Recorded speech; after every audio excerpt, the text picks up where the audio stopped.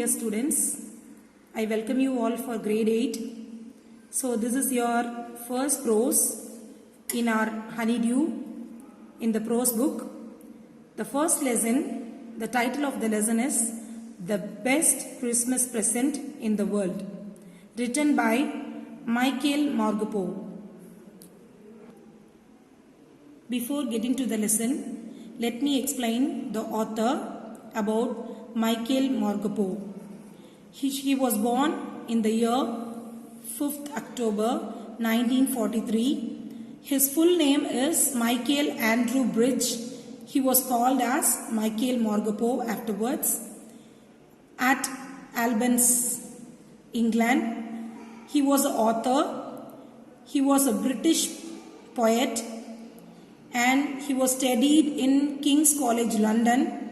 His notable works are War Horse, Why the Whales Came, Private Peaceful. Let me explain about the characters of the story. The first character of this story, our protagonist, is Jim Macpherson, and the second character is Colney Macpherson, and the third character is Hal Hanswolf. These are the three characters, main characters of our story. Let's see the summary of the lesson. The title of the lesson, as I told, The Best Christmas Present in the World. It is it is a touching story by Michael Morgappo. The narrator buys an old desk and finds in a letter written by an English soldier. That is our character Jim Macpherson, to his wife Connie, whom the narrator goes to meet and hand over the letter. The letter has a touchy account of how the English soldiers and German soldiers wished each other Happy Christmas, celebrated the festival with real Christmas spirit, where there was no place for conflict, hatred and violence. The letter was written on 26 December 1914 and Jim wrote his letter that he would be back by the next Christmas, as the incident between the two armies showed how soldiers from both sides wanted peace. The narrator could not sleep the whole night. It was Christmas Eve. As he had intruded in someone's privacy by reading the letter, in the morning he went to the address mentioned in the letter, finds the house in shatters due to fire. Asked the neighbor and reached where Connie was. Connie was 1,001 years. Connie was 101 years and she mistook the narrator as Jim and talked about her happiness on Jim's arrival. It was the best Christmas present for her in the letter. Let's start this summary of the story with the character Jim and Connie. The author read the letter. So who is the character here? First it is shown in the prose. The author is coming there and he is reading the letter. The owner of the desk must have been put in it. So he is thinking about the letter that it was kept in the desk. The letter had been written by the captain of the English army.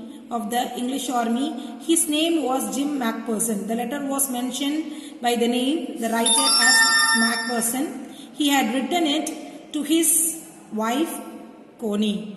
A wonderful incident had happened on the battlefield of the Christmas day. Jim Macpherson had narrated it in his letter. Let's start the prose. The first prose, The Best Christmas Present in the World. Before you read, there are some dates or periods of time in the history of the world that are so significant that everyone knows and remembers them. The story you will read mentions one such date and event, a war between British and the German in 1914. Can you guess which war it was? Let's see the story now. Part 1. In this lesson, we have 3 parts of part of the story. The first part we are going to see now. This story is about contains 2 sequences. One sequence, it tells about the letter that was received by the author, and the next sequence, it was in the warfield, where the British and German soldiers, they both going to fight. These are the 2 sequences going in the lesson. Let's start the first part of the story. I spotted it in the junk shop in Bridport. So this here spotted it means saw it, found it. The meaning of the word found it. The roll top desk. A roll top desk. What is called roll top desk? It is like, here you can see what is roll top desk. Roll top is a desk. It was found in the junk shop. What is meant by junk shop? Junk shop means it is a store which sells mostly used goods at cheap price. This was junk shop. So roll top means, here you can see the desk with a flexible sliding car. It is called roll top desk. Let's see the story now. The man said, so who is the man here? Exactly the author, the Michael Margopo. He is going there to the junk shop where he is purchasing a roll top desk. The man said it was the early 19th century. It was in the early 19th century and oak. He had wanted one, but they were far too expensive. So he wanted to buy a oak desk, but it was too expensive. So he is going to the junk shop. That is the old things which was kept and sold out in a cheap rated. It is called junk shop. This one was in the bad condition. So this roll top desk, it was in the bad condition in several pieces. It was severely damaged also. Seriously damaged, and one leg clumsily mended. Clumsily mended means it was being broken and burnt out. Which was burnt out and it was broken too. Scratches mark. Scratches means burning mark over there at all down one side. It was going for very little money. So it is very cheap also. That is what our author Michael Margopo, he is preferring to buy this roll top desk. I thought I could restore it. It would be risky, a challenge, but I had to have it. I paid the man, brought it back to my workroom at the back of the garage. So he is bringing the roll top desk and he bought it and he is bringing to his house. He began to work on it on Christmas Eve. So he started to do some work to repair it. I removed the roll top. So he is removing the roll top completely and pulled out the drawers. He is just removing the drawers. The veneer. Veneer means here the thin layer and the plastic decorative wood on the furniture, on the cheap wood. So the outer layer, that is the veneer means here we can say the sheet which was covered over the wooden veneer means it's a table cover. It was sticked over the table for the shining purpose. So even in plywood and all, we can see this veneer and had lifted almost everywhere. So it was broken, it was pulled out and was removed so far because it is a very old roll top desk. It looked like water damage on it. So there was some damage over the roll top desk, and even the over sheets has been removed and broken. It was the damage looked like a damage made up of water, and even it was burned in somewhere. Both fire and water had taken their toll of the desk. So all the over top area has been burned in the fire, and even water, they destroyed so many of areas layer of the desk. The last drawer was stuck fast. So the last drawer here, he is just removing the drawer of the desk one by one. He is just moving the last drawer. It was stuck fast. The stuck fast means it was stuck tightly. He couldn't just pulled out to open it. I tried all I could to ease it out gently. So he just trying it best, and he's just pulling out with his his force. In the end, at the end, I used brute force. He just giving the full force to it. I struck it sharply with the side of my fist. So he's just moving the drawer to open, just pulling it out. The drawer flew open and revealed the shallow piece. So it was broken and was opened immediately. Underneath, it was fell down immediately. The secret of the drawer was revealed now. There was something in there. So what is there inside the secret? That is the secret here. I reached in and took out a small black tin box. So here inside the drawer he can see a small black tin box inside the drawer. Swallow taped, and on the top of it was a piece of lined notebook. So there was a notebook inside, and written on it, it says KE handwritten. It was written in a KE handwritten means it was shaken, and it was slightly it was removed, and it was very light also. He couldn't see the letters properly. Jim's last letter received on January 25th, 1915. This was the date mentioned in the letter. It was a letter. So, it be buried with me, to be buried with me when it time comes. So, it was written there. It was written in the letter that it was to be buried with me when the time comes. I know as I did it that it was wrong of me to open a box. So here the author is hesitating to start read of the letter because it is someone personal letter. So he is hesitating to read on the letter and the content what it is written in that. But he got the curiosity to get the better of the scripture. Scripture means feeling that makes to hesitate to do something wrong. So scruples means he had a pricking sense inside himself, and his conscience telling that not to open the letter. But he get the curiosity to open it again and again. It usually goes. Inside the box there was an envelope. This is the envelope of the letter. The address read here, Mrs. Jim Macpherson. To whom it is written? It was written by Jim Macpherson to Mrs. Jim Macpherson. That is, I told you the character Connie, who is the wife of Jim. He is a British captain, army captain. So 12 copper breeches and Bridport, Dorset. I took out the letter and unfolded it. So breeches means here the folded, and Dorset means is a place. I took out the letter and unfolded is opening it. It was written in pencil. How it was written? It was written in pencil and dated at the top. December 26, 1914.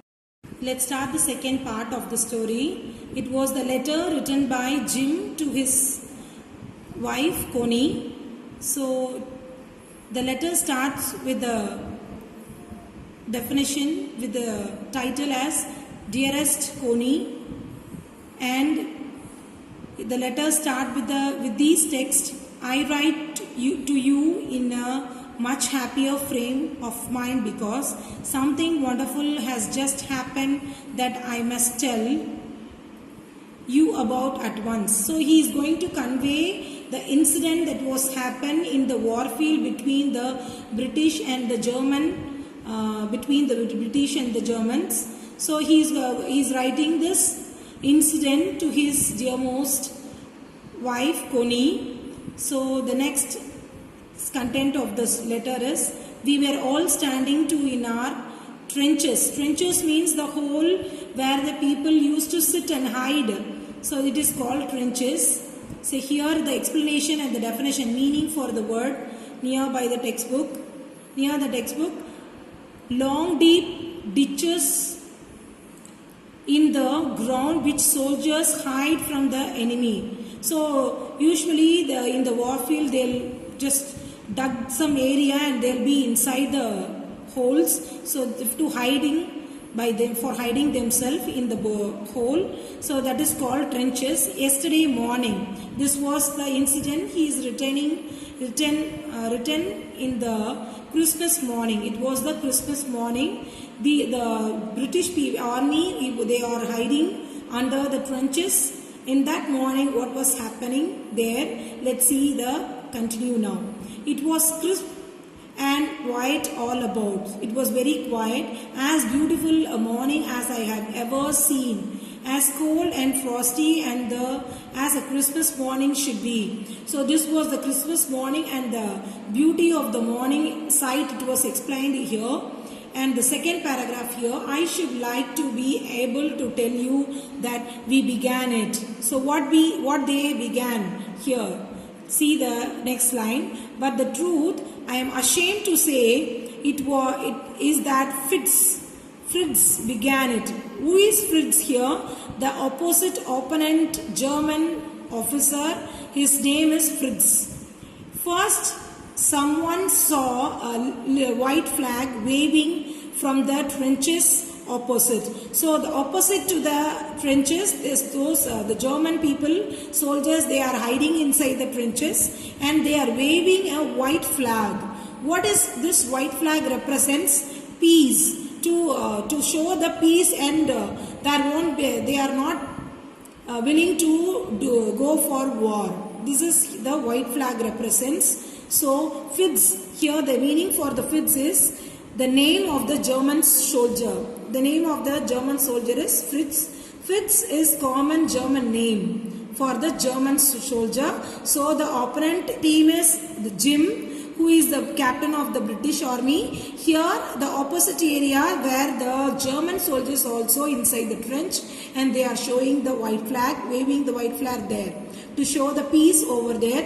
Then they were calling out to us from the across no man land. So here the no man land represents that the land between the border, both the British and the German, the center area will be the border. It will not be included in both the countries. So it will not come under both the countries. That is called across no man land. No man's land means the center part of, that is the border of the British and Germany. British and German. So happy Christmas, Tommy. Here Tommy is the nickname that is given to our character, British Captain Jim. So Tommy is the nickname for Jim.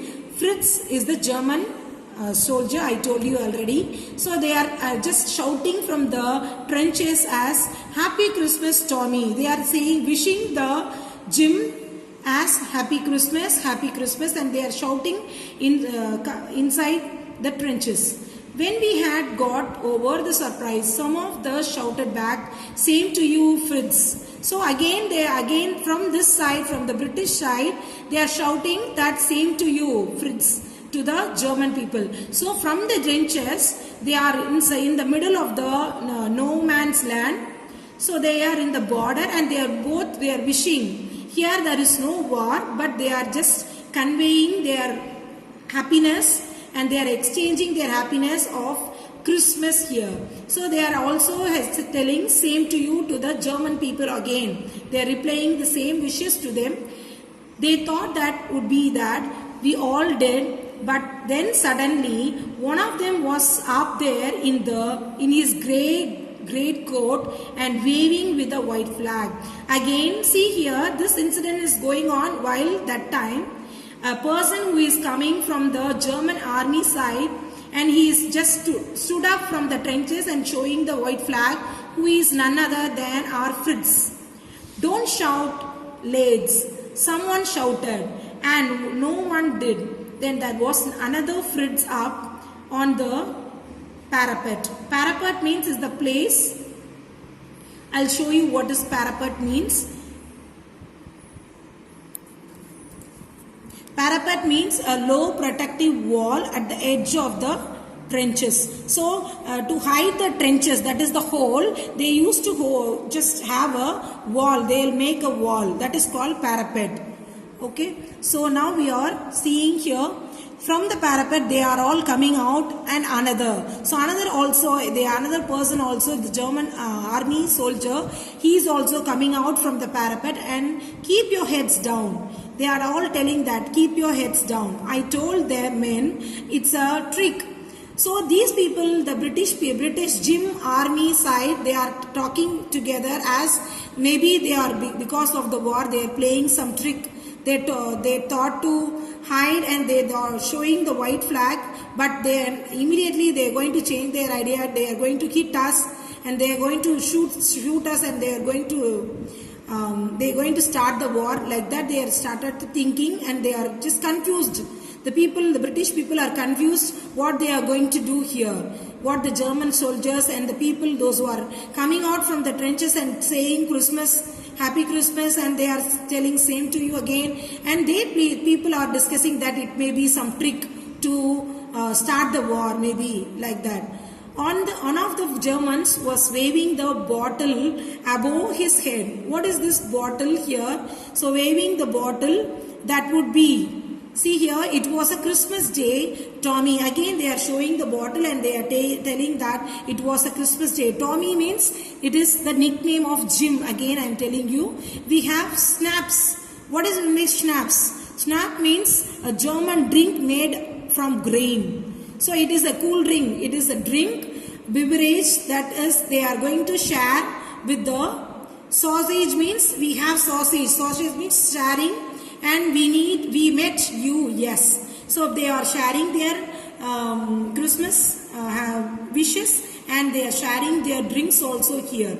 By this time, there were dozens of them walking towards as across no man's land. So one by one, dozen of people from the army, German army, they started to come out from the trenches, not a rifle between them. So no people is having their rifle. Rifle means that the gun. Because if the person are coming for a war, definitely the people must have guns in their, rifles in their hand. But no people having the rifles in their hand, that because this shows they want to show the peace among us.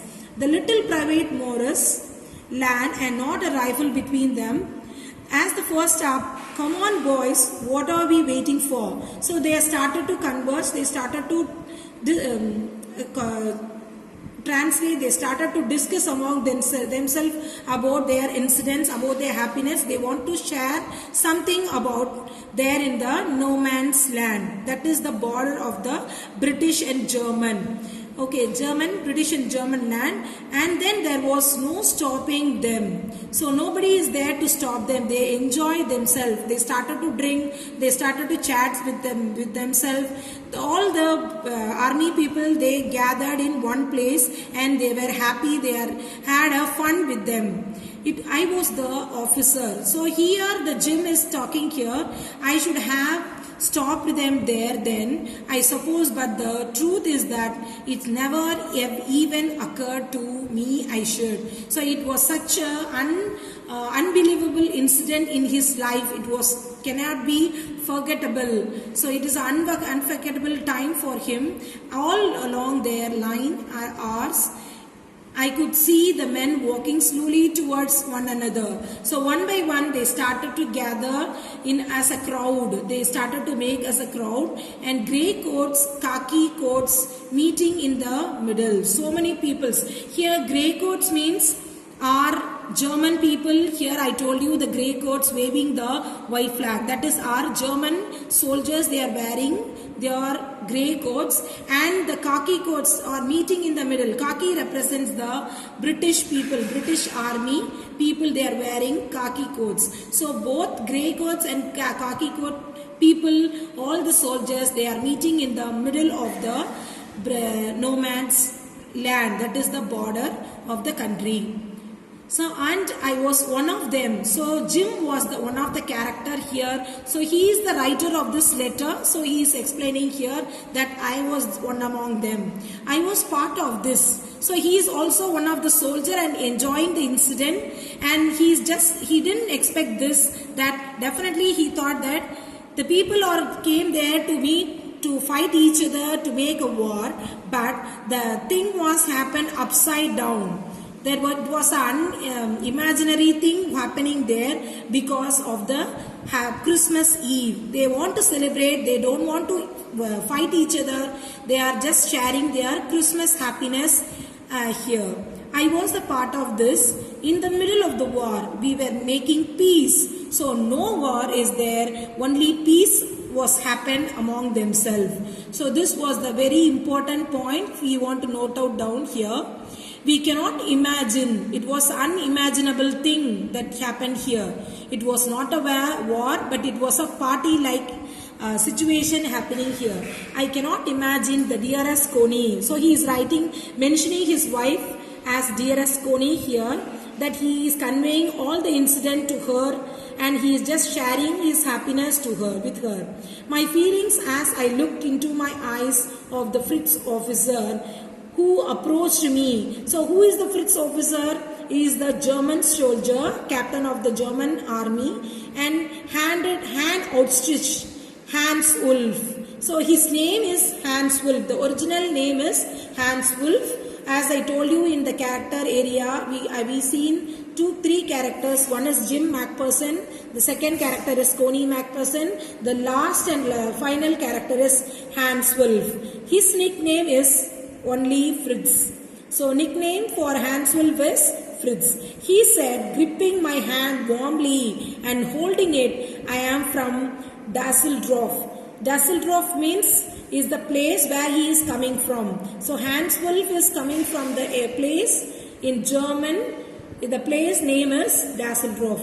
I play the cello in the orchestra. He is the player. He is a player and in orchestra, and he is saying, waving his hand, giving the nice warm handshake to the character, our protagonist Jim, and saying and wishing him happy Christmas. The second paragraph of the part 2. Here the captain Jim Macpherson, I replied, and a happy Christmas to you. I am a school teacher from Dorset in the west of England. So here the character Jim and the British captain and the German captain Hans Wolf also, they are wishing together. They are exchanging their wish and saying happy Christmas both each other. So our character protagonist Jim is a school teacher from the place Dorset in England, west of England. Oh Dorset, he smiled. So again Hans Wolf, the German army soldier, he is talking to him. Smile, I know this place, I know it very well. We shared my rum ration. Rum ration means the drinks who they are sharing here, and his excellent sausage. Sausage is a food recipe of meat, and we talked about Connie who we talked. So he spoke at almost perfect English. So Connie, she is a wife of Jim. So he is just telling about his wife, and he just speaking in a good English, but it turned out that he had never set foot in Dorset, never even been to England. So he was always be there in the Dorset, but he not even moved out and he not even went to England also. He was a man who was always be there, native to Dorset only. He had learned all he knew of England from school and from reading books in English. His favorite writer was Thomas Hardy. So here he is talking about, they have started to discuss about their famous writer and the books. They are exchanging here their own ideas in their discussion. So Thomas Hardy is the favorite writer of Jim, and his favorite book was Far from the Madding Crowd. Far from the Madding Crowd. This is the favorite book of Jim. So out there in no man's land we talked of Bathsheba. Bathsheba is a place here Beautiful young heroine of Far from the Madding Crowd. So who is she? She is the character of this story. The book, the character, famous story, character of the story, Bathsheba. So this is the girl there in the book, and the famous character of the book Far from the Madding Crowd. So they both started to discuss about the famous character Bathsheba and Gabriel Oak, and they are discussing about the Gabriel Oak also. I'll show you here. Gabriel Oak means a farmer or shepherd who is the hero of the Far from the Madding Crowd. So he is the hero of the character, hero of the book Far from the Madding Crowd. So the lady, famous character lady Bathsheba and the Gabriel Oak, they are discussing here. And Sergeant Troy and Dorset. Sergeant Troy means here the villain of the same novel. So they are discussing about the heroine, they are discussing about the famous hero and the villain of the book also. So this the novel, all they are discussing here. So they were happy and they are exchanging their discussion, and their conversation is move on towards the end. He had a wife and one son. So who is discussing here? The German soldier or Fitz, that our Hanswolf is telling about his family, had a wife and one son, born just 6 months ago. As I looked about me, there we are hurdles of khaki and grey everywhere, all over no man's land, smoking, laughing, talking, drinking and eating. So this was the enjoyment, the party area of the warfield. It was not just a warfield, but it is like a party and fun area. Hanswolf and I shared what was left of our wonderful Christmas cake. So both they are sharing the Christmas cake also from the Coney. It was prepared by Coney, our Jim's wife, the British captain's wife. He thought that the marzipan, here the marzipan is the cake which was given from Jim to our German soldier Hanswolf. So marzipan is a sweet covering on the cake made from sugar, eggs and almonds. So this was prepared by Coney, and they are sharing this marzipan cake with each other. The best he had ever tasted, and he given the appreciation also. I agreed. We agreed both everything, and he was my enemy. There never was a Christmas party like it, Coney. So he is just telling that it is not a warfield, but it is a Christmas party. He is just conveying these things to Coney in his letter from Jim. Then someone I don't know who brought out the football. Great Coast were dumped in the pills and to make goal posts. Now they started, after the party was over, they started to play a game with the football.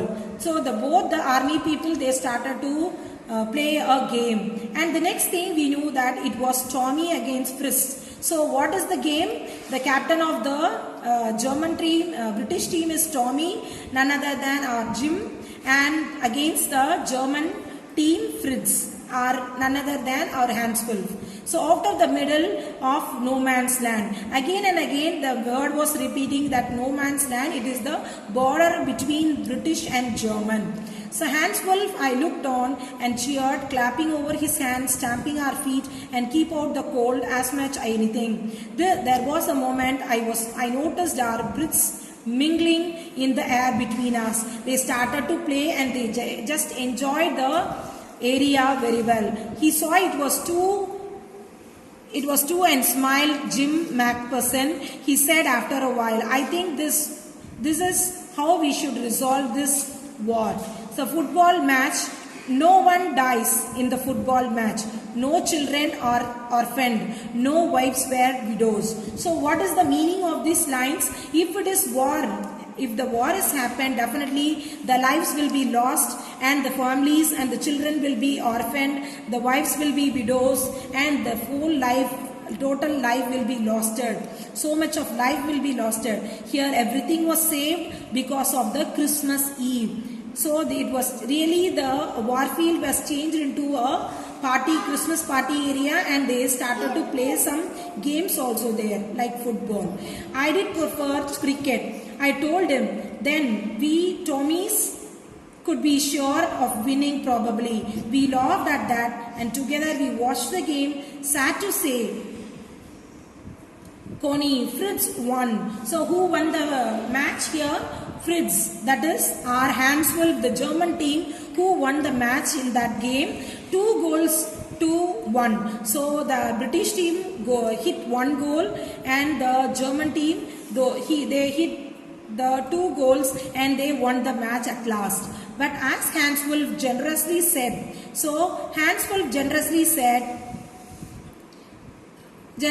our goals was wider than others, so it wasn't quite fair. So he's just he is just a humble person, and he is just telling that there is no winning of the match, that because they all played very well, so there is no winner in the match, he said. This shows the Fitz humbleness and the good manship are showing here. The time came all too soon when the game was finished. The snaps and the rum and the sausage have had long since run out. So they shared all the snacks along themselves.